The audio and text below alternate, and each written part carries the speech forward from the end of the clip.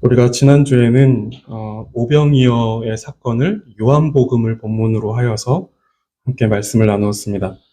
오늘 함께 나눌 말씀은 그 오병이어의 사건에서 바로 이어지는 사건입니다. 오병이어 사건이 있은 후에 예수님께서 거기서 이제 제자들을 배를 태워서 이제 반대편으로 보내는 그런 그 상황 속에서 나타난 사건입니다. 예수님은 물고기 2마리와 보리떡 5개를 가지시고 성인 남자만 셌을 때 5,000명이 되는 그 사람들을, 그 큰 무리를 먹이신 후에 흩으십니다. 그들을 돌려보냅니다.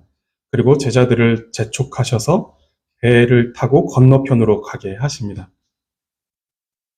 마태복음에는 기록되지 않지만 요한복음에는 오병이어 사건과 제자들을 재촉해서 배를 태우시는 그 내용, 그 사건 사이에 어떤 한 내용을 이야기합니다. 지난주에 본문이었는데 저희가 살피지는 않았던 구절이에요. 요한복음 6장 14절에서 15절 말씀인데 제가 한번 읽어보겠습니다. 그 사람들이 예수께서 행하신 이 표적을 보고 말하되 이는 참으로 세상에 오실 그 선지자라 하더라. 그러므로 예수께서 그들이 와서 자기를 억지로 붙들어 임금으로 삼으려는 줄 아시고 다시 혼자 산으로 떠나 가시니라. 보시면 예수님께서 능력 행하시는 것을 보죠. 이 큰 무리는 지난주에도 우리가 살폈듯이 예수님께서 그 병 고치시는 그것을 보고선 예수님께 따라 붙었죠. 그리고 또 보시면 이제 오병이어 사건을 이들이 경험합니다. 그리고 나서는 예수님께서 이런 능력을 행하시는 것을 보고는 세상에 오실 그 선지자다라고 말합니다. 신명기에서 모세가 이제 예언을 했죠. 그 선지자가 너에게 올 것이다 하는 그 선지자를 이 사람들은 구약의 예언을 따라서 기다리고 있었는데 예수님께서 이런 능력을 행하시니까 구약에서 예언된 그 선지자가 오셨구나라고 이렇게 생각을 하게 되는 것이죠. 그런데 그들이 기다리고 있었던 그 선지자는 십자가에서 우리의 죄를 대속하시며 영원한 생명을 주시는 메시아로서의 그 선지자가 아니라 15절을 보시면 세상의 임금으로서 당시에 자신들의 어떤 주권을 빼앗고 있었던 그 로마에 대항하여 그 로마로부터 해방시켜줄 다윗과 같은 어떤 정치적 메시아로서 이 사람들은 기다리고 있었던 것입니다. 하나님으로서만 하실 수 있는 일을 예수님께서 행하셨죠. 오병이어가 바로 그것이죠. 아주 많은 무리들 앞에서 오직 하나님으로서만 하실 수 있는 그 전능하신 능력을 보여주셨습니다. 그랬음에도 불구하고 그들의 인식은 전능하신 하나님께 닿지 못하였고 여전히 이 땅에 머물러서 우리를 이 로마의 압제에서 해방시켜줄 임금으로, 왕으로 삼으려고 하는 그들의 어떤 제한된 인식, 거기서 이 땅의 일에서 벗어나지 못하는 인식, 분명히 이 땅의 것들을 초월하는 하나님의 능력을 보았음에도 이들의 인식은 여전히 이 땅에 머물러 있었던 그런 것들을 보게 됩니다. 사람들의 인식은 죄로 오염되고 파괴되었습니다. 죄가 들어오기 전에 사람의 인식 능력은 굉장히 뛰어났습니다. 물론 하나님과 교제하는 그런 정도, 또 그런 모습도 있었고, 또 첫 번째 사람이었던 아담은 사물의 본질을 꿰뚫어보는 인식의 능력을 가지고 있었습니다. 그래서 동물들을 그 앞으로 불러들였을 때 그들의 이름을 지어주죠. 그 이름을 지어줬다라는 건 그냥 이렇게 철수 영이 이렇게 이름을 지었다는 것보다 그 동물들의 어떤 본질적인 부분을 꿰뚫어서 그것에 합당한 이름을 그에게 주어줬다라는 것이죠. 그 존재를 이걸로 규명하겠다라고 하는 것을 보자마자 알고 그것을 꿰뚫어서 그에게 이름을 지어줬다라는 것입니다. 그래서 그 타락 이전에, 죄가 들어오기 이전에 사람의 그 인식 능력은 굉장히 뛰어났습니다. 그렇고 또 하나님과 교제할 만큼 뛰어났습니다. 그런데 죄로 망가진 사람의 인식은 하나님의 하나님 되시는 능력을 눈앞에서 보고서도 하나님을 인식하지 못하는 수준까지 떨어져 버렸습니다. 이것이 얼마나 비참한 것인지 우리는 생각해야 합니다. 하나님께서 하나님 되심을 우리 눈앞에서 보여주시는데 그걸 인식할 수 없는 아주 현저히 떨어지는 인식 능력으로 우리가 떨어져 버렸다는 것이죠. 지금 사람들이 그러한 상태 속에 있는 것입니다. 그렇게 사람들은 예수님의 하나님 되심을 알지 못하였고 그저 놀라운 선생으로서 놀라운 능력을 행하는 한 사람으로서 그 선지자 그리고 로마의 압제에서 건져줄 정치적 메시아 정도로 인식하고 그 정도의 기대를 예수님께 하고 있는 것입니다. 인식한다라는 것이 초월적인 능력입니다. 개미가 첨단 기술을 스마트폰 하나에 집약해서 주머니에 넣고 다니는 사람의 인식 능력을 따라올 수가 없겠죠. 거기선 절대로 범접할 수 없는 초월이 사람이 주머니에 넣고 다니는 스마트폰에 있는 것이죠. 개미로서는 절대로 범접할 수 없는 인식의 어떤 능력이고 그런 모습입니다. 마찬가지로 당시 우주를 창조하시고 그 안에 모든 질서를 만들어 넣으신 삼위일체의 제2위격이 되시는 예수님께서 그들 앞에 나타나셨고 그 능력을 보여주셨습니다. 요한복음 11장에서는 죽은 사람까지도 살려내시죠. 그런데 그들은 예수님께서 삼위일체의 제2위격이 되시는 하나님이심을 깨닫지 못했습니다. 개미가 사람의 인식, 사람의 어떤 그 능력을 전혀 이해하지 못하고 그것을 인식하지 못하는 것처럼 지금 사람이 하나님을 그렇게 예수님을 인식하지 못하고 있는 것입니다. 죄로 오염되고 파괴된 인식으로서는 절대로 깨달을 수 없는 초월적인 지식이었기 때문에 사람들은 예수님께서 코앞에서 눈앞에서 그런 일들을 행하셨어도 예수님이 하나님이심을 깨닫지 못했던 것입니다.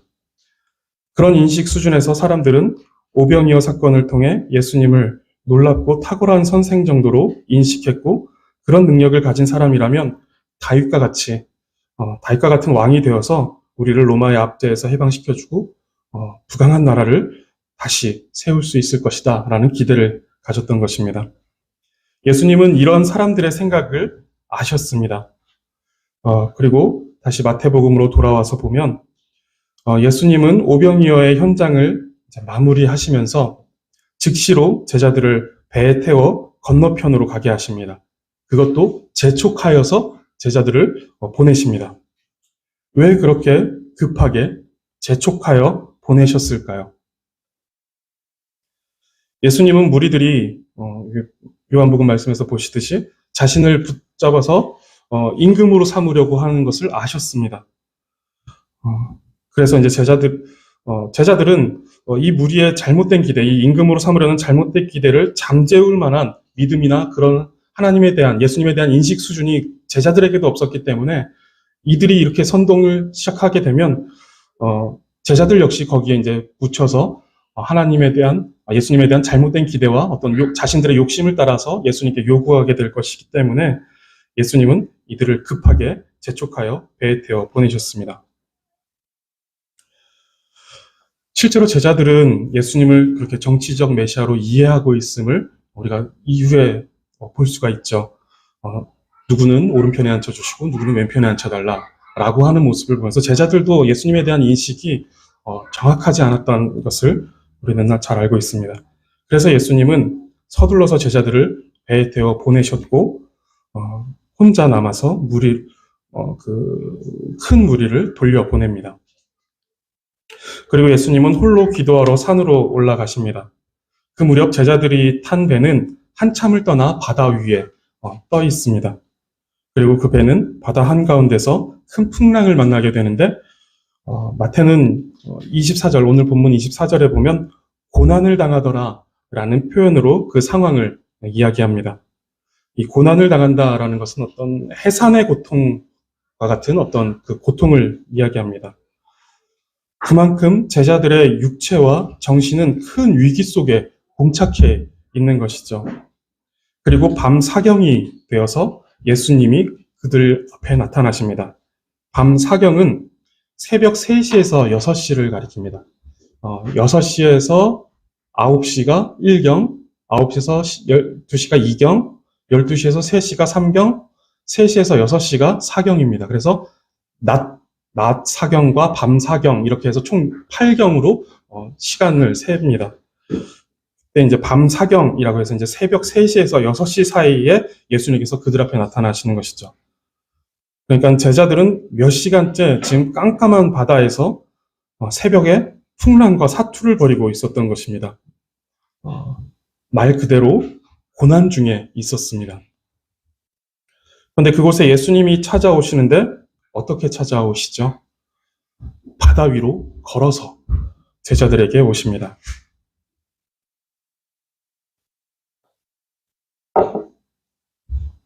그 모습이 어떠했을까요? 물 위를 걷는 사람, 그것도 풍랑 속에서 물 위를 걷는 사람을 봤죠. 몇 시간 동안 자기들은 사투를 벌이고 있으니까 뭔가 헛게 보이기 시작하면서 이제 내가 다 갔나 보다, 끝났나 보다, 라고 생각했을 수 있겠죠. 제자들은 이제 놀라서 유령이다! 라고 하면서 이제 소리를 지릅니다. 제자들의 그러한 반응은 조금도 이상하지 않았습니다. 정신없이 노를 젓고 물을 퍼내면서 사투를 벌이고 있는데 멀찍이서 누군가 물 위를 걸어오는 것을 보면서 그들의 반응은 너무 자연스러웠던 것이죠. 우리가 이제 이 예수님께서 물 위를 걸으시는 이 마태복음 오늘 본문의 사건을 그림으로도 좀 볼 수 있죠. 근데 그 그림에서 보면은 생각보다 파도가 잔잔합니다.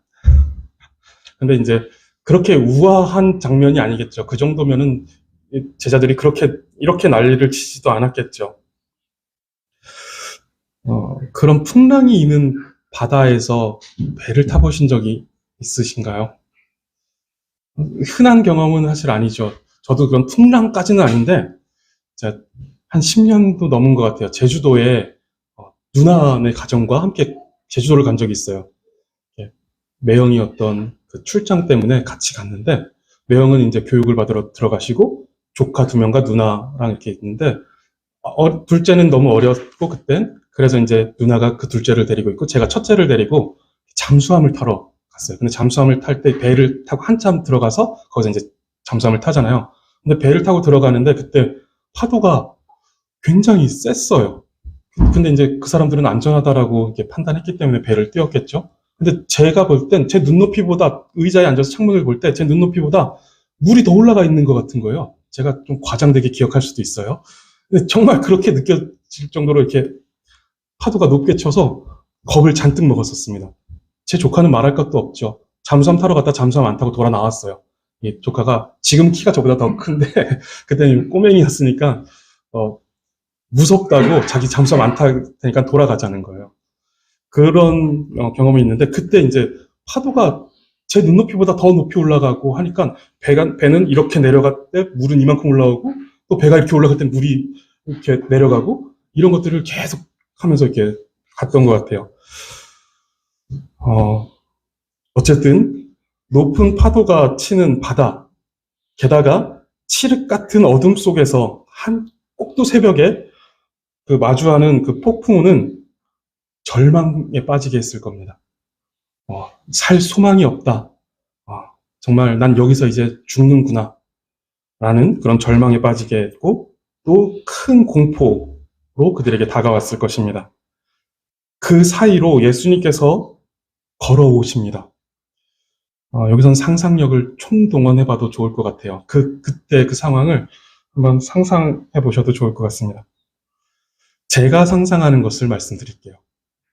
예수님이 그 물 위로 걸어오실 때 그 물 위는 길이 만들어졌을 것 같습니다.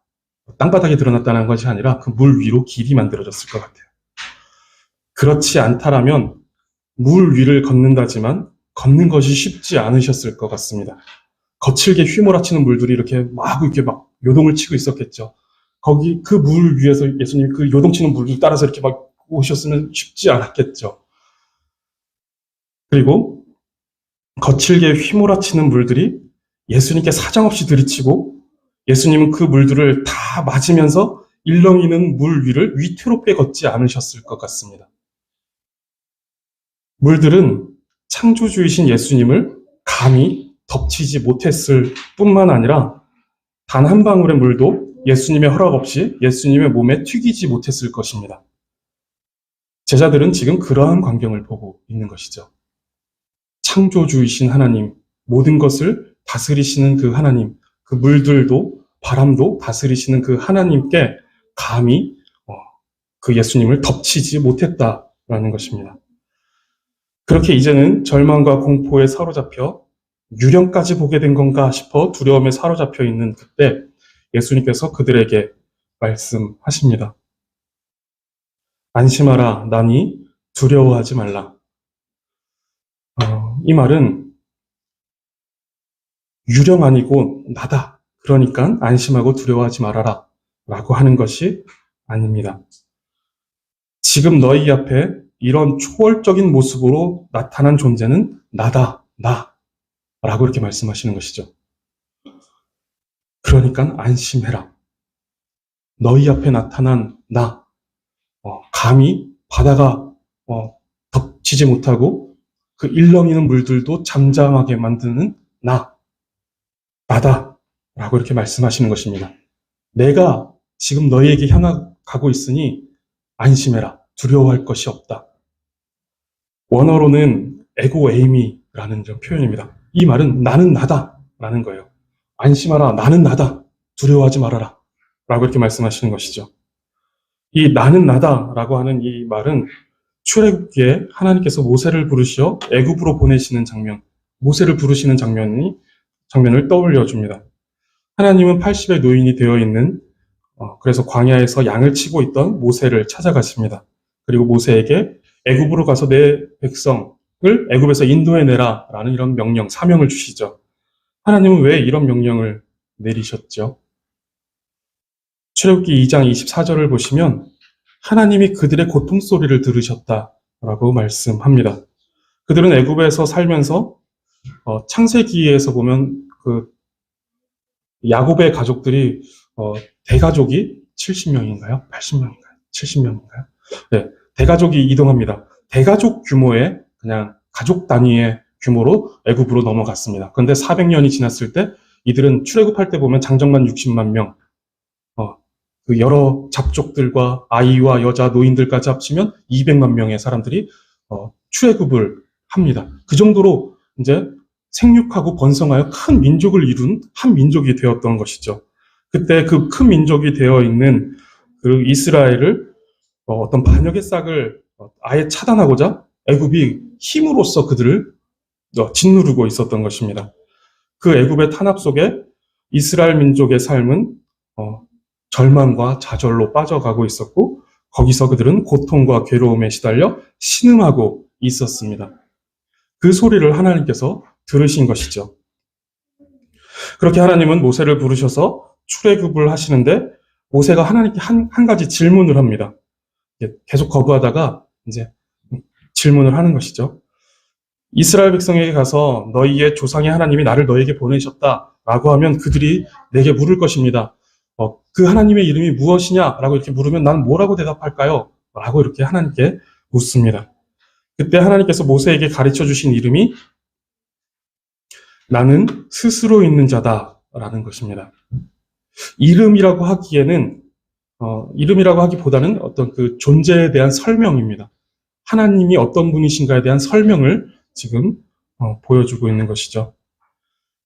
이 나는 스스로 있는 자다라는 이 말의 뜻은 나는 이전에도 있었고 지금도 있고 이후에도 있을 영원한 존재다라는 것입니다. 그저 불사신이다라는 것을 말하는 것이 아니라 영원하다라는 것은 시작도 끝도 없다라는 것입니다. 그래서 존재의 근거가 없으시다라는 것이죠. 우리는 다 무언가에 근거하죠. 부모님의 근거하고 우리 조상들의 근거하고 근거하여서 우리는 태어나게 우리 존재가 만들어지죠. 궁극적으로는 하나님께 근거를 두고 우리의 존재가 시작되죠. 근데 하나님은 그런 하나님의 존재를 시작하게 만드는 그 무엇이 없다라는 것입니다. 하나님 스스로 시작하셨다라는 것이죠. 시작이 없죠. 시작이 없고 스스로 존재하는 분이시다라는 내용을 이야기합니다. 그리고 제한도 없습니다. 하나님을 제한할 수 있는 그 무엇도 없다라는 것이고 모든 존재가 이 하나님으로부터 시작되었고 하나님에 의해서 끝이 난다라고 하는 그 하나님이 그런 분이시다라는 영원하고 절대적인 분이시다, 전능하신 분이시다라는 이 모든 내용이 나는 스스로 있는 자다라고 하는 나는 나다 라고 하는 그 표현에 다 담겨져 있는 것입니다. 그분이 자기 백성의 고통하는 소리를 들으셨고 이끌어내고자 모세를 보내신 것입니다. 그리고 다시 본문으로 돌아와서 지금 안심하라, 나니 두려워하지 말라 라고 말씀하시는 것은 나는 나다, 즉 나는 스스로 있는 자다 라고 말씀하시는 것입니다. 우리는 이렇게 자신을 설명하시는 예수님을 알아야 합니다. 나는 나다, 나는 스스로 있는 자다라고 자신을 설명하시는 그 하나님을 알아야 합니다. 폭풍우 가운데를 아무렇지도 않게 걸으시며 나다라고 말씀하실 수 있는 분, 그분이 우리 하나님이심을 알아야 합니다. 물 위를 아무렇지도 않게 걸으세요. 그리고 아까 제 상상력에 따르면 그 물들이 예수님을 덮치지 못해요. 그 예수님이 걸어가시는 그 길 앞에서 일렁이지도 못하는 그런 능력을, 그리고 온 우주 만물을 다스리시는 그런 능력을 보이시는 그 하나님이 나다라고 말씀하시는 것, 자신을 그렇게 설명하시는 그 예수님을 우리는 알아야 합니다. 예외 없이 적용되는 그 중력의 법칙을 넘어서서 그것을 초월해서 그 질서 위에 계실 수 있는 분이 하나님이시다라는 것을 우리는 알아야 한다라는 것이죠. 그 예수님이, 그 하나님이 얼마나 크신 분이고 얼마나 전능하시며 얼마나 위대하신지 우리가 다 생각할 수 없지만 우리의 생각이 닿을 수 있는 가장 깊은 곳까지 생각을 끌고 가서 기억고 생각해내야 합니다. 하나님이 어떤 분이신지 생각이 닿을 수 없는 그곳까지 끝까지 가서 그 하나님을 알아차려야 한다는 것이죠. 그분이 그런 분이시다라는 것을. 물 위에 서서 나다라고 말씀하시는 그 하나님을 아는 것이 제자들이 만난 폭풍우보다 강하고 이스라엘 백성이 당한 종살이보다 더 무서운 죄로 말미암은 사망과 저주의 폭풍우 속에서 안심할 수 있는 유일한 근거가 됩니다. 나는 나다. 나는 시작이고 끝이며 이전에도 있었고 지금도 있으며 나중에도 있을 영원한 하나님이며 그 무엇에 근거하여 존재하지 않고 그 무엇에도 제한받지 않는 영원하고 절대적인 내 하나님 여호와라. 근데 여기서 나는 나다 라는 이 말씀이 그저 허공에다 외치는 것이 아니라 제자들을 향하여 외치고 있다는 것을 생각하시기 바랍니다. 그 말씀이 지향성을 갖고 있다는 것이죠. 예수님이 자기의 제자들에게, 하나님께서 자기 백성들에게 지금 말하고 있다는 것이죠. 내 백성에게 뭐라고 말할까요? 라고 했을 때 그 백성에게 나는 스스로 있는 자다라고 말해라 라고 하는 것이죠. 예수님은 그 제자들에게 예수님이 누구신지 알려주고자 하신 것입니다. 정치적 메시아도 아니고 그저 병을 고치고 그저 좋은 말씀으로 사람들에게 감동을 주는 그런 존재도 아니고 나는 나다. 물 위를 걷는 나다. 모든 온 우주 만물을 다스리시는 그 질서 위에 있는 나다라는 것을 알려주고자 하신 것입니다. 로마가 어떻게 탄압을 하고 지독한 병이 인생을 어떻게 괴롭히며 인생이 어떤 고통 속에 신음하고 있다 할지라도 그 모든 것이 폭풍우와 같이 인생에 휘몰아쳐도 안심하라, 나다라는 말로 모든 상황을 넉넉히 평정하실 수 있는 분이 예수님이심을 지금 알려주고 계시는 것입니다. 그들의 한계 속에서 그들이 예수님을 어떻게 인식하고 있는지 모르겠지만 그것들을 넉넉히 평정하고 그 위에 계시는 분이 하나님이시다. 나는 그런 존재다. 라는 것을 지금 예수님께서 제자들에게 보여주고 계시는 것이죠. 너의 인식이 여기에 제한되어 있는데 나는 그것을 초월하는 위치에 있다. 그들의 인식을 끌어올려주고 계시는 것입니다. 성도님들은 이런 하나님을 믿고 계신가요? 우리가 도저히 닿을 수 없는 그곳에서 그것을 훨씬 뛰어넘는 곳에 계시는 그 하나님. 그냥 우리의 병을 하나 고쳐달라고 우리가 기도할 분이 아니라는 것이죠. 그저 우리의 삶을 어떻게 채워주세요. 우리의 부족함을 채워주세요라고 부르짖을 만한 그런 분이 아니시다라는 것이죠. 훨씬 더 뛰어넘으시는 분이시다라는 것이죠. 이런 하나님을 믿고 계십니까? 하나님을 그렇게 인식하고 계신가요? 우리는 하나님을 더 크게 볼 수 있어야 합니다. 우리가 생각하는 것보다 훨씬 크게 볼 수 있어야 해요. 말로만 생각하는 것이 아니라 그 하나님을 우리가 인식할 수 있어야 된다는 것이죠. 폭풍우는 제자들의 인식 속에 있는 하나님을 보다 크게 인식하도록 해주었습니다. 예수님 때로는 회당에 앉아서 차분하게 말씀하기도 하시지만 때로는 폭풍우 가운데로 밀어 넣으시면서 그곳에서 안심하라, 나다, 나는 나다 라고 말씀하시며 더 큰 하나님을 알려주시기도 하십니다. 그 속에서 나는 나다라고 설명하시는 것이죠. 나는 스스로 있는 자다. 너희가 생각하는 것보다 훨씬 더 큰 존재다 라는 것을 보게 하십니다. 우리는 폭풍우를 만나는 것이 싫습니다. 이것이 당연하죠. 그런데 그 폭풍우를 지나 하나님의 크심을 경험하게 된다면 우리가 만나는 폭풍우를 오히려 유익하다라고 말할 수 있을 것입니다. 우리 인생에 여러 어려움들이 있는데 그 어려움들 속에서 그 어려움을 훨씬 더 초월하고 그 모든 것을 평정하시는 그 하나님을 보게 된다면 폭풍우가 유익하다라고 충분히 말할 수 있을 것입니다. 삶에 어떤 문제가 있더라도 그 문제보다 위에 계신 하나님을 우리가 인식만 한다면 그 문제들 속에서 유익하다라고 말할 수 있다는 것이죠. 왜냐하면 하나님을 아는 것이 너무도 큰 기쁨이고 이것이 가장 큰 영광이기에 우리가 만나는 폭풍은 우리가 하나님을 알아가는 것과 비교할 때 그것은 아무것도 아니기 때문에 그렇습니다. 그래서 시편 기자는 119편 71절에서 이렇게 말합니다. 함께 읽어볼까요? 시작. 고난당한 것이 내게 유익이라. 이로 말미암아 내가 주의 율례들을 배우게 되었나이다. 고난보다 하나님의 말씀을 배우게 되는 것이 비교할 수 없이 큰 기쁨이고 가치다라는 것을 알 때 나올 수 있는 고백이 되겠죠. 우리가 하나님을 알아가는 것에 대한 가치를 우리가 인식하고 생각할 수만 있다면 우리는 고난의 시간에서도 큰 유익을 누릴 수 있는 것입니다. 그리고 계속해서 본문을 보시면 그렇게 물 위를 걸어오시는 예수님을 보고 베드로가 한마디 하죠. 주님이시거든 나도 이 물 위를 걸어갈 수 있게 해달라라고 말합니다. 예수님은 그 베드로에게 오라라고 말씀하시죠. 그리고 베드로는 실제로 그 물 위를 걸어갑니다.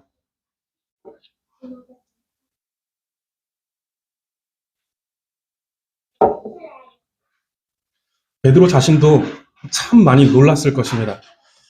누구보다 물과 가까이 생활했던 사람이기 때문에 누구보다 그것이 불가능했다라는 것을 잘 알았을 것입니다. 그런데 지금 자신이 물 위에 서 있고 그 물을 딛고 걸어가고 있다는 사실에 본인도 한 걸음 한 걸음에서 크게 놀랐을 것입니다. 이 설교를 준비하다가 예전에 설교했던 내용이 그냥 떠올랐는데 설교 내용과는 전혀 상관없지만 디베랴호수에서 예수님께서 부활하셔서 이제 제자들 앞에 나타나시죠. 그때 이제 배를 타고 베드로와 이제 제자들이 있는데 예수님께서 저 앞에서 이제 제자들을 부르시는 그런 내용이 나옵니다. 그때 베드로가 옷을 막 챙겨 입잖아요. 저는 이것이 예수님 앞에 나아가는데 이제 최대한의 예의를 갖추고 이제 배에서 근데 이제 자신의 그 급한 성미를 참지 못해서 뛰어내렸다라고 생각을 했는데 혹시라는 생각이 들더라고요. 또 자기가 걸을 줄 알았나? 그래서 옷을 챙겨 입었나? 그냥 우스운 그런 생각이 났습니다. 어쨌든 베드로는 이제 그 물 위를 걸어갑니다. 근데 그것도 잠시 베드로는 여전히 이제 휘몰아치는 폭풍우를 보고는 두려움에 사로잡히게 됩니다. 그리고 이내 물에 가라앉기 시작했습니다. 결국은 물에 빠져서 예수님께 살려달라고 구해달라고 소리쳤습니다. 베드로가 물 위를 걸었다는 것, 이 신비한 체험에 집중할 필요는 전혀 없을 것 같습니다. 그것이 진짜니 아니니 이런 것에 집중할 필요가 없을 것, 그것은 진짜였을 것은 당연하고 근데 어떻게 걸었느냐 이런 것에 집중할 필요가 없다라는 것이죠. 다만 우리가 집중하고 주목할 것은 예수님의 명령에 이 불가능한 일들이 지금 베드로에게 경험되고 있다는 것입니다. 예수님은 못하실 일이 아무것도 없는 전능하신 하나님이십니다. 우리는 이것을 믿어야 하는 것이죠. 그리고 그 믿음에 흔들림이 없어야 합니다. 그렇다면 우리는 물 위를 걷는 것보다 더 큰 일도 경험할 수 있을 것입니다. 우리와 같은 죄인이 구원받는다라는 것 자체가 물 위를 걷는 것보다 훨씬 더 불가능한 일이었겠죠. 근데 우리는 그것을 경험하고 있죠. 크신 하나님을 인식하고 있다라는 것, 이것이 훨씬 더 큰 일인데 우리는 이것을 경험하고 있습니다. 개미가 스마트폰을 주머니에 놓고 다니는 사람을 인식하고 그것을 이해하기 시작했다라는 것과 마찬가지의 그런 인식 능력을 우리를 쭉 올려주시는 그 믿음을 우리에게 주셨다라는 것이 물 위를 걷는 것보다 훨씬 더 초월적인 일입니다. 베드로는 예수님의 말씀에 의지하여 배에서 내려 물을 딛고 물 위를 걸었습니다. 그런데 주변의 상황, 환경을 바라보며 두려움이 엄습하자, 즉 예수님께 집중하지 못하고 폭풍우를 바라보자 그는 두려움에 빠졌고 그렇게 물에 빠져버렸습니다. 폭풍우와 같이 우리에게 휘몰아치는 이 세상의 시련과 역경, 고난과 시험 가운데서도 우리는 예수님께 주목하고 집중해야 합니다. 그것들로 인하여 우리의 마음이 두려움에 사로잡히면 우리는 세상 가운데 빠져버리게 될 것입니다. 그러나 예수님을 바라보고 예수님께 주목할 때 우리는 놀라운 능력 가운데 살아가게 될 것입니다. 예수님을 바라보시기 바랍니다. 어떠한 상황과 어떠한 환경 가운데서도 예수님을 끝까지 바라보시고 예수님께만 집중하시기 바랍니다. 그렇다면 세상이 어떠함과 상관없이 세상이 우리에게 어떤 시련을 주고 우리에게 어떤 역경을 가지고 우리의 삶을 덮쳐온다 할지라도 우리는 그것들에 함몰되지 않을 것입니다. 예수님을 바라보는 것, 예수님께 집중하는 것, 예수님께 주목하는 것이 중요합니다. 불뱀에게 물린 백성들이 장대에 달린 노뱀을 바라보았을 때 살았죠. 이때 바라본다라는 것이 주목하여서 계속해서 바라본다라는 뜻입니다. 슬쩍 지나가다가 한번 보면 살구나 그러고 지나가는 이것이 아니라 주목하여 계속해서 바라본다라는 것입니다. 그리고 요한은 그렇게 예수님을 바라보면 살 수 있게 하셨다라고 말씀하시죠. 그 구약의 사건을 끌고 와서 이것을 이제 사도 요한이 이야기하는 것입니다. 요한복음 3장에서 그렇게 예수님을 바라보면 살 수 있다라고 하셨다라고 말씀하시고 하나님이 이처럼 세상을 사랑하셔서 독생자를 주셨다라고 말합니다. 노뱀을 바라보는 불뱀에 물린 자들이 다 죽을 것인데 이 장대 위에 달린 노뱀을 바라보면 살 것이다 라고 말씀하셨듯이 지금 하나님께서 예수님을 우리 가운데 보내셔서 십자가에 달려 돌아가게 하셨다. 그런 하나님께서 이처럼 우리를 사랑하셨다라고 요한복음 3장 16절에서 말씀하시는 것이죠. 그 독생자 예수 그리스도는 십자가에 달리셨고 그 십자가에 달린 예수님을 주목하여 계속해서 바라보는 자는 살게 하셨다라고 지금 요한이 설명하는 것입니다. 이 시선을 예수님을 향하여 있는 이 시선을 빼앗고자 온 세상이 우리를 공격합니다. 그러나 그 시선을 절대로 예수님에게서 옮기지 마시기 바랍니다. 그리고 늘 우리의 시선이 예수님께 고정되어 있도록 늘 주목하여 끝까지 바라볼 수 있도록 성령님의 도움을 구하시기 바랍니다. 예수님은 물에 빠진 베드로의 손을 잡아주시고 그를 데리고 배에 오르십니다.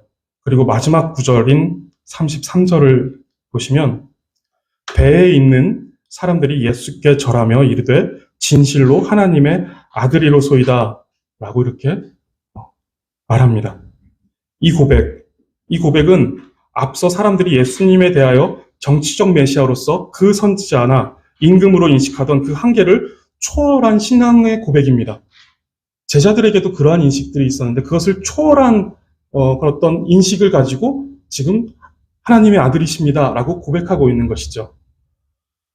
그리고 사람의 입에서 예수님께서 하나님의 아들이라고 처음 고백되는 순간입니다. 하나님의 아들이라고 사람들이 고백한 첫 사건이 지금 이 사건 후에 제자들의 고백 입에서 나온다라는 것이죠.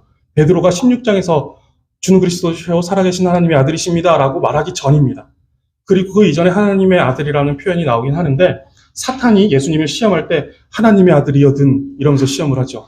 그리고 마태복음 8장에서는 그 귀신 들린 사람이 예수님이 귀신 들린 사람에게 다가가자 하나님의 아들이시여 어찌하여 나에게 이렇게 나를 힘들게 합니까? 라고 이렇게 얘기할 때 하나님의 아들이라고 귀신 들린 사람이 이야기합니다. 그런데 이제 그런 것들은 신앙의 고백도 아니었고 그 사람이 고백한 것도 아니었죠. 근데 이 사건에서는 처음으로 사람의 입에서 하나님의 아들이십니다. 예수님은 하나님의 아들이십니다라는 신앙의 고백이 나오게 되는 순간입니다. 제자들은 물 위를 걸어오시는 예수님을 보았고 베드로까지 물 위를 걷게 하시는 것을 보면서, 그리고 폭풍우를 그치게 하시는 것을 보면서 예수님께 절하며 하나님의 아들이십니다 라고 고백하고 있습니다.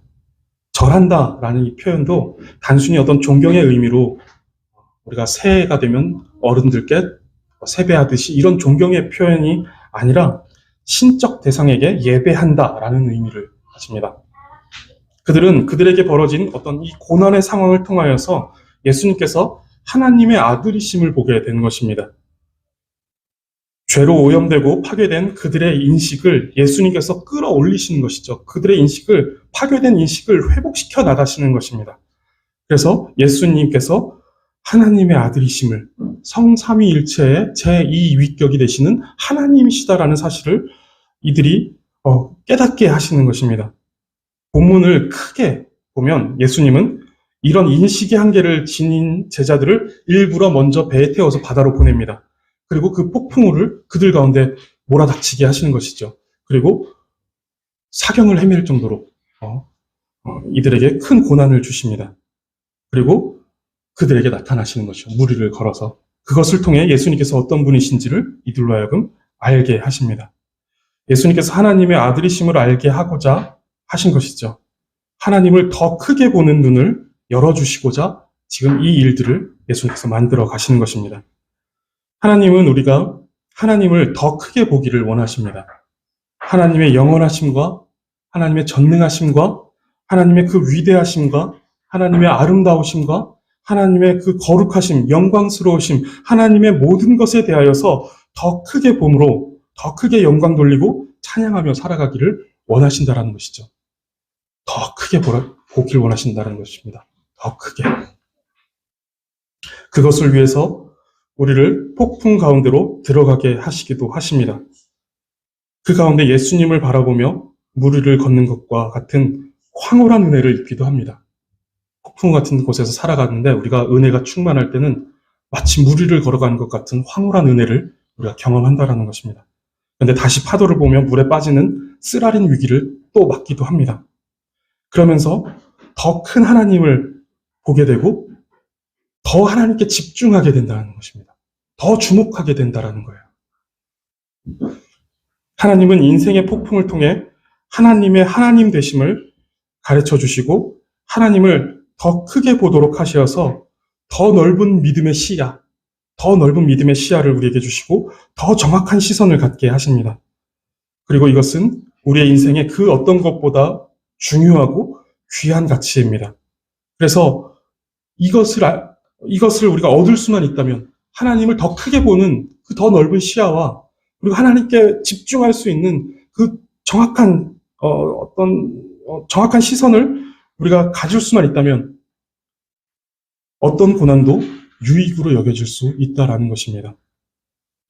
우리의 삶의 여러 일들을 통해 하나님을 더 크게 보고 더 주목하여 바라봄으로 하나님을 더 바르게 인식하고 이해하며 바른 신앙 고백으로 하나님께 영광 돌리는 우리 모두가 되기를 바라겠습니다.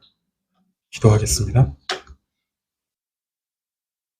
하나님, 우리가 만나는 여러 고난들이 그저 고난을 위한 고난이 아니라 하나님을 더 크게 보고 더 주목하여 바라보게 되는 과정임을 알게 하시니 감사합니다.